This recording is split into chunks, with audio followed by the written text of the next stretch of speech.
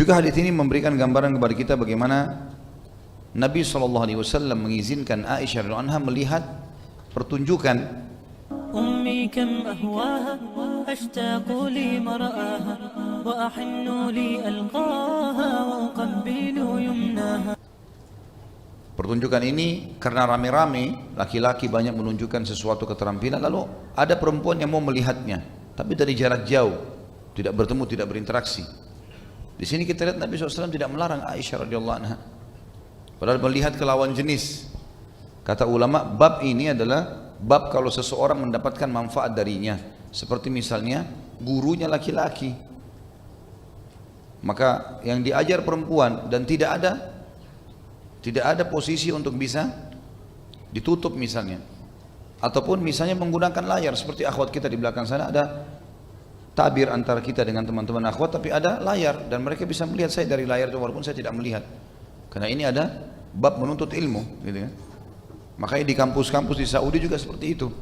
Para syekh, ya, para dosen-dosen kalau datang di kampus-kampus wanita, mereka tidak interaksi sama mahasiswi, sama pegawai-pegawai atau staf kampus. Semua di Saudi itu kalau kampus perempuan ya perempuan semuanya, dari rektornya sampai ke tukang sapunya. Tapi ada beberapa dosen, syekh, ulama harus datang mengajar. Karena kalau tidak ilmunya mungkin belum ada yang sampai pada tingkat itu, maka mereka masuk ke satu ruangan, mereka hanya lihat di depannya buku, mereka tinggal pakai mic dan itu nyambung ke kelas-kelas para mahasiswi yang mereka lihat dari layar. Nah ini semua bab yang harus difahami, bahwasanya di poin ini boleh. Yang dilarang adalah sengaja orang tatap-tatapan tanpa ada masalah syar'i ini. Ini yang disuruh guddul basar, turunkan pandangan mata. Dan ini riwayatnya sangat jelas, ya. Jadi sebuah pertunjukan mungkin yang dilihat memang dibutuhkan, dan kita tahu ada banyak riwayat seperti dalam peperangan Nabi SAW boleh membawa istrinya dan juga membawa beberapa wanita sahabiat Nabi, dan mereka sibuk mengurus sahabat-sahabat yang luka, memberikan minum, air. Ada interaksi di sini. Ada interaksi, tapi interaksinya tidak ada pelanggaran agama. Ini perlu kita jelaskan karena kadang-kadang ada juga sebagian orang di antara kita yang kaku sekali karena dianggap ini sama sekali sudah tidak boleh.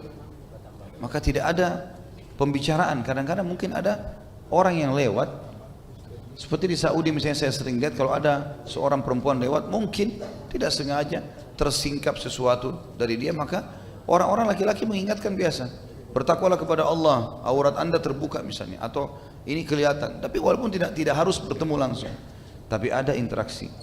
Atau mungkin seseorang transaksi di toko, dia harus beli, pegawainya semua laki-laki misal, maka dia datang sebatas dia menanyakan poin-poin yang dia butuhkan.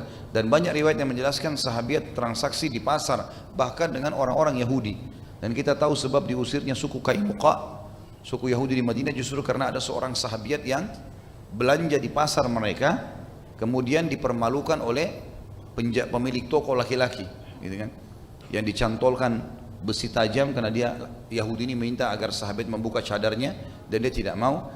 Maka si Yahudi ini dengan liciknya dia menancapkan besian tajam di baju sahabat ini sehingga pada saat dia berdiri tertarik dan sobek, kelihatan auratnya. Maka seorang sahabat laki-laki lewat, kemudian membunuh pemilik toko si Yahudi. Lalu dia dikeroyokin oleh Yahudi-Yahudi di pasar tersebut, dan sahabat ini pulang melapor kepada Nabi SAW tentang kejadian. Maka Nabi SAW mengepung suku Qainuqa dan meminta agar pembunuh si muslim diserahkan. Karena mereka tidak mau, maka dikepung semuanya suku Yahudi tersebut. Tapi saksi bahasan kita ada sahabat interaksi di pasar dan Nabi SAW tidak larang masalah itu.